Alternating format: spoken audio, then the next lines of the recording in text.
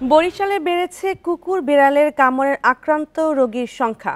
দিন দিন রোগী বাড়তে থাকায় হাসপাতালগুলোতে দেখা দিয়েছে ভ্যাকসিন সংকট।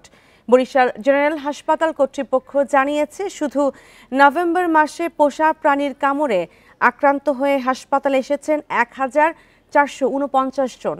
এর মধ্যে কুকুরের মাধ্যমে আক্রান্ত হয়ে ভ্যাকসিন নিয়েছেন ৪৪৪ জন, আর বিড়ালের মাধ্যমে আক্রান্ত হয়েছেন ১৫৫১ জন।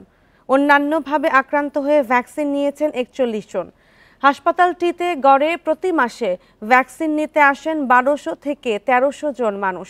তবে রোগীদের অভিযোগ, হাসপাতালে পাওয়া যাচ্ছে না ভ্যাকসিন। এতে বাইরে থেকে কিনে আনতে হচ্ছে তাদের। সংকটের কথা স্বীকার করেছেন সিভিল সার্জন। বাচ্চার বিড়ালে আশ্রয় দিছে, এই জন্য আসছি হাসপাতালে। কিন্তু হাসপাতালে আসার পর এখানে তারা বলে ভ্যাকসিন নাই। কুকুর বিড়ালের ভ্যাকসিনটা এটা যদি সরকারিভাবে দেওয়া হয় তাইলে ভালো না, সবাই তো আর সম্ভব না। আমাদের চাহিদার তুলনায় সরবরাহ কম। আমরা সরবরাহটা পেয়ে থাকি স্বাস্থ্য অধিদপ্তর থেকে।